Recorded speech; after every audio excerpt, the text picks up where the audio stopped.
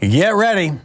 At yesterday's hearing of the House Homeland Security Committee, Arizona Republican Congressman Eli Crane lied through his teeth, saying of Democrats' opposition to the SAVE Act, quote, "They let millions of illegal aliens into this country. They set up sanctuary cities so you can't enforce these federal laws that are on the books that Congress passed.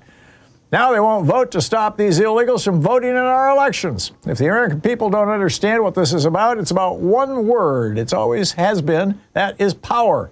They want power, and they need illegals to vote in our elections. That's why they don't care about fraud either. They need those votes as well." End of quote.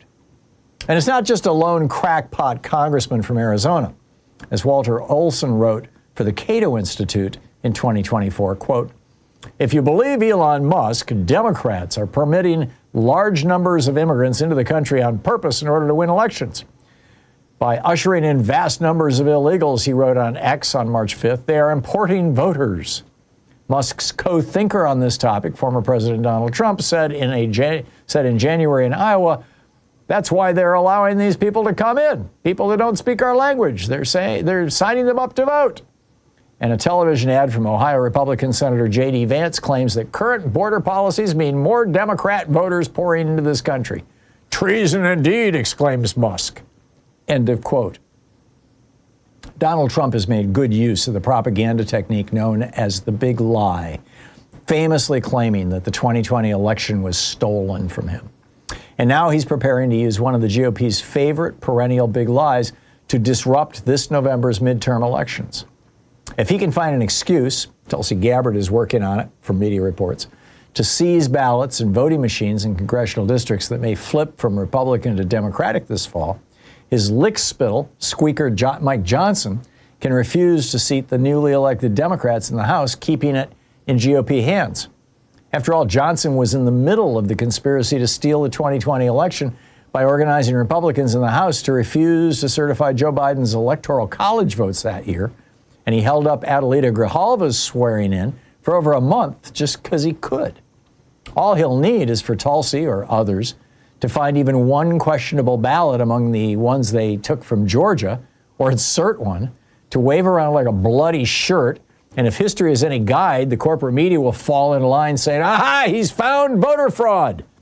And then Johnson can claim election irregularities, just like Republicans did in the election of 1876, and refused to seat Democratic winners in the House, giving their seats instead to the Republican losers. Congressman Ro Khanna mentioned this exact scenario on my radio TV program yesterday, saying Democrats are seriously concerned that House Republicans may be actually planning for it. All to keep Democrats from taking over the House and having the power of the subpoena so they can investigate Trump's massive corruption, self-dealing, bribe-taking, Putin bootlicking, and possible exploitation of young girls with his best friend, Jeffrey Epstein. The driving force behind all this is a classic GOP big lie, the false allegation of widespread voter fraud in America. Republicans have been using this lie to attack the heart of our democracy right out in the open ever since the Civil Rights Act was passed in 1964, the year they responded by rolling out Operation Eagle Eye, yelling about non-existent illegal alien voter fraud, and using it as an excuse to intimidate minority voters in the Goldwater-Johnson race. It's a phrase Republicans essentially invented, although it was occasionally used by the Confederacy during its later years, the 1850s, when they used it to suppress the votes of poor whites who opposed that oligarchy. And the GOP has been using it for more than 60 years now, with barely a peep from either Democrats or today's media. Back in the day, future Supreme Court Justice William Rehnquist's Arizona arm of Operation Eagle Eye was one of dozens of such formal and informal Republican voter suppression operations that exploded across the United States that year. As the New York Times noted on October 30, 1964, quote, "Republican officials have begun a massive campaign to prevent vote fraud in the election next Tuesday, a move that has caused Democrats to cry fraud. The Republican plan, Operation Eagle Eye, is designed, according to party officials, to prevent Democrats from stealing the 1964 election. Republicans charge that the election was stolen in 1960. End of quote from the New York Times. Keep in mind that this was novel back then. The GOP's voter fraud big lie was brand new. Nobody had been talking about voter fraud outside of a few southern states for a century. The phrase usually appeared in quotation marks, as it was so unusual. The 1964 New York Times article continued, quote, "The Democratic National Chairman, John M. Bailey, has criticized the Republican plan as a program of voter intimidation. He has sent a protest to all 50 state governors and has alerted Democratic Party officials throughout the country to be on their guard. There is no doubt in my mind," Mr. Bailey wrote the state chairman yesterday, "that this program is a serious threat to democracy as well as to a Democratic victory on November 3rd. End of quote. But that one New York Times article was about it for the media taking on this particular Republican big lie. In the 60 years since then, no major American news media has seriously and persistently challenged the Republican voter fraud lie, even though for the last few decades they have routinely used it for blocking minority and women voters and purging voting rolls, the way, for example, Brian Kemp and Ken Paxton did in Texas and Georgia. Weirdly, the billionaire-funded Heritage Foundation and Cato Institute have both weighed in on the issue, and not in a way that makes Trump happy. Over at Cato, Stephen Richer last week wrote it in an article titled, "Trump's Claims About Non-Citizens Voting Are False and We Can Prove It." And as Reuters reports, quote, "The Conservative Heritage Foundation found 24 instances of non-citizens voting in U.S. elections between 2003 and 2023, end of quote. That's 24 instances total over a period of 20 years. And if you go all the way back to 1982, in the early years that Reagan was talking about undocumented alien voter fraud, you'll discover, as Heritage did, a total of 99 cases in 44 years. Not a single election in modern American history has ever been even slightly affected by a non-citizen voting. None. And in the past few years, in response to Trump's squealing about 2020, multiple Republican governors have audited their own voter rolls with a fine-tooth comb. Utah, it turns out, had one non-citizen on its rolls. Idaho found 36. Louisiana had 79 and Montana 23. Most were actually probably errors. After all, what kind of idiot is stupid enough to risk going to prison to cast one vote out of millions? What immigrant wants to draw the attention of law enforcement by voting? What possible payoff is there to that? It defies common sense, although that's never stopped Republicans from pushing a good conspiracy theory. Among functioning democracies, this Republican big lie and its use to make it harder for people to vote is unique to the United States. No other functioning democracy in the world worries about voter fraud because it's every bit as non-existent in other modern democracies as it is here. The only three major countries in the world that use voter fraud as an excuse to make it harder for minorities and women to vote are Hungary, Russia, and now the United States. Most countries don't even have what we call voter registration because they don't need or want a system to try to cut back on the number of people who can vote. Like with Social Security here, when you're born, you're put on the list, which is also usually the list for their national health care system and their equivalent of Social Security. And when you turn 18, you vote. In many democracies, particularly across Europe, they simply mail you a ballot and you vote by mail. Everybody's on the list gets one. As I document in my book, The Hidden History of the War on Voting, in all the years since the 1960s, when Republicans began this continuous and relentless attack on American voting rights, claiming that voter fraud was happening in Black and Hispanic communities across America, our media has been totally asleep at the switch. Most even behave as if the GOP's phony claims of voter fraud are legitimate. So Republicans continue to aggressively use them to make voting hard, to reject mail-in ballot signatures, and to purge voting rolls of Black and brown people. As reporter Greg Palast found, the only reason Trump is in the White House and Republicans control the House and Senate today is because the Republicans succeeded in preventing over 4 million U.S. citizens from voting or having their votes counted in 2024's election. The simple reality is that there's never been a non-citizen voter fraud problem in America or any other advanced democracy, so there's no need for a solution. What Republicans know, however, is that the lower a person is on the economic ladder, the less likely they are to have kept or have easy access to the kinds of documentation of birth and citizenship necessary to meet the GOP's anti-voter fraud registration requirements. And the poorer a person is, the more likely they are to vote Democratic. Republicans also know that millions of women are seriously pissed off about the Dobbs decision, particularly in the 20 Republican-controlled states with bans on abortion. This is on top of the long-term reality that women are 12% more likely to vote Democratic than men. Thus, we now have Republicans pushing federal legislation that would mandate ID all across the nation and would require that birth certificates carry the same name as driver's licenses and passports. This demand for proof of citizenship to prevent voter fraud is the main way the GOP is now expanding its suppression efforts to women. The National Organization for Women notes, quote, voter ID laws have a disproportionately negative effect on women.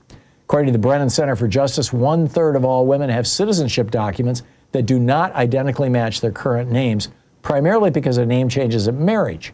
Roughly 90% of women who marry adopt their husband's last name. That means that roughly 90% of married female voters have a different name on their ID than the one on their birth certificate. An estimated 34% of women could be turned away from the polls unless they have precisely the right documents.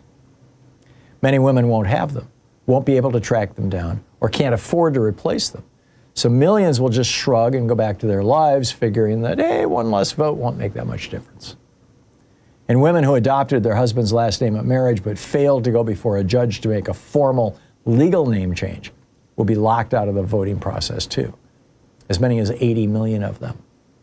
Claiming widespread non-citizen voter fraud is the GOP's primary go-to strategy to prevent people from voting or even registering to vote. And every day it seems they come up with new ways to exploit it. As Crystal Hill pointed out at Democracy Docket, quote, Texas Attorney General Paxton sued one of the state's most populous counties to block its plan to mail out over 200,000 voter registration forms to residents, claiming the move will facilitate voter fraud. End of quote. Right. Additionally, the GOP has expanded their campaign against voter fraud by planning to distribute millions of mail-in votes, to dispute millions of mail-in votes, particularly in blue cities, through so-called exact signature match challenges.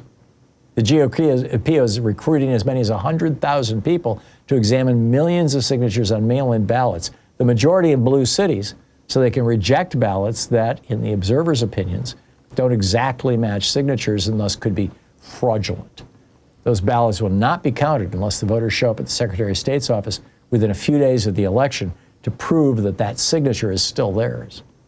And it's all based on the lie that there are non-citizens voting, which is total BS. Expect this voter fraud big lie to burst onto the scene over the next few weeks with much sturm and drang, and pontificating Republicans on Sunday shows trying to act like very serious people as they wring their hands about non-citizens voting, as the media will almost certainly give Trump and the GOP another pass on this monstrous lie when they threaten to shut down our government this weekend over ICE funding. There is a way to put an end to this Republican scam, though, a way to fight back. Here's FDR's take on the GOP's perennial willingness to make things up, as he shared in 1944 with a group of UAW auto workers, complete with a suggestion about how to confront big lies the first time Republicans rolled them out. Franklin Roosevelt said, and I quote, "The Republican opposition in this year has already imported into this campaign a very interesting thing because it is foreign. They have imported the propaganda technique invented by the dictators abroad. Remember, a number of years ago, there was a book, Mein Kampf, written by Hitler himself. The technique was all set out in Hitler's book, and it was copied by the aggressors of Italy and Japan. According to that technique, you should never use a small falsehood, always a big one, for its very fantastic nature would make it more credible, if only you keep repeating it over and over and over again." End of quote. When Donald Trump started squealing about the 2020 election being stolen after his wipeout 7 million vote loss and being crushed in the Electoral College, the media ignored FDR's warning and treated Trump's big lie claim like a joke for years. As a result, just like Roosevelt predicted, it's now an article of faith among over 70% of Republicans that Trump won the 2020 election, but it was stolen from him. That worked for them. So now they're trying to do it again with voter fraud. This situation has reached today's crisis point because our media has almost entirely ignored the truth about this Republican voter fraud scam for 60 years now. No democracy anywhere in the world can long survive if its citizens don't believe their votes are legitimately cast and counted. This lie about non-citizen voting that the GOP first rolled out in 1964 is now a harpoon pointed right at our elections, at what Thomas Paine called the beating heart of our republic. If it's not debunked and destroyed by both the Democratic Party and our national media, it could well signal the end of democracy in America and the beginning of a Putin-Orban-style fascist reign. It's beyond time for our corporate media to do their damn job and point out the evil lie of voter fraud before it succeeds in killing American democracy altogether.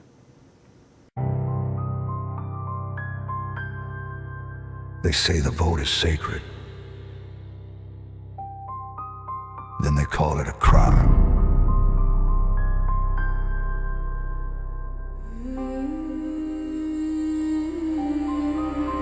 They whisper fraud like a loaded gun, pointed at the ballot, not the one who lost. Same old lie, just a newer tongue. Power don't ask permission, it just takes the cost. They lost the count, so they burn the trust. Call the people cheaters, call the truth a bluff. If votes don't matter, then silence must. That's how a republic turns into dust. If the vote is a lie, then the lie is the law.